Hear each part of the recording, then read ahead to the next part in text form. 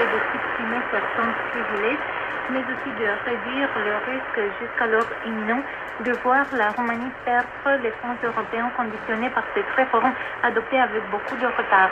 Quant à l'exécutif communautaire, le représentant a officiellement annoncé avoir pris acte de la décision de la Cour constitutionnelle romaine.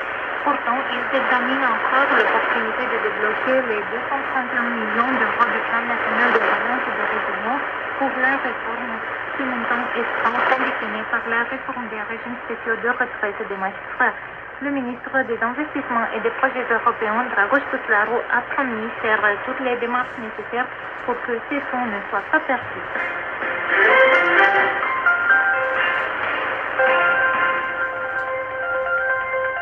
Info Plus, complément d'actu. Le 19 février 2026, on célèbre son 50 ans de la naissance du grand sculpteur romain Constantin Brancusi. Leila Camille s'attarde sur son parcours. Ioana Francescu. 2026 a été déclarée comme étant l'année Constantin Brancusi en Roumanie, à l'occasion de la célébration de son 50 ans de la naissance du sculpteur. Constantin Brancusi a eu une contribution essentielle au renouveau de la vision de la sculpture moderne. L'initiateur de la démarche parlait de l'année Brancusi et son acte d'hommage d'une personnalité emblématique de la culture romaine universelle.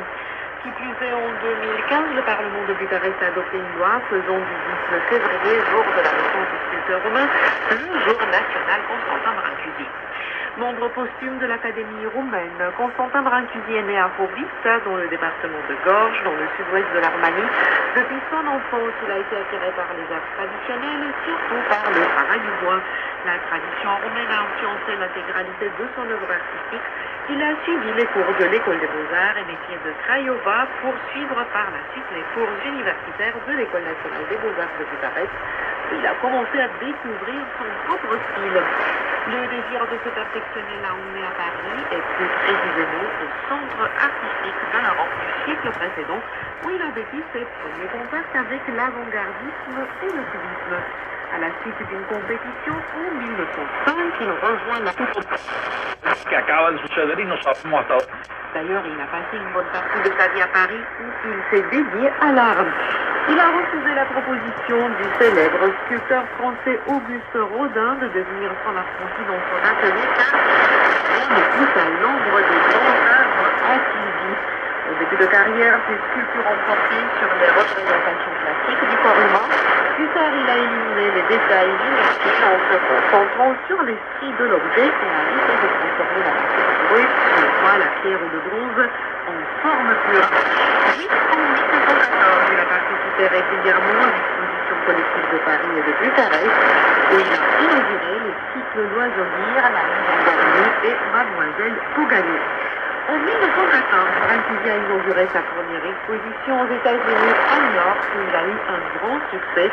Le collectionneur américain John Quinn lui a acheté plusieurs sculptures en lui assurant un soutien financier favorable à sa création artistique.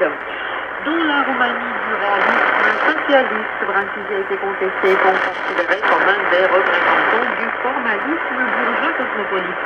Pourtant, en décembre 1958, le musée d'art de la République, siège à Bucarest, a ouvert la première exposition personnelle de Brancusi d'Europe. C'est à peine en 1964 que le sculpteur fut redécouvert par la Roumanie en tant que génie national. Par conséquent, l'ensemble monumental de Cœur Bougio qui réunit la colonne sans fin, la table du silence et la porte du musée a pu être aménagée. Constantin Brancusi a quitté ce monde le 16 mars 1957.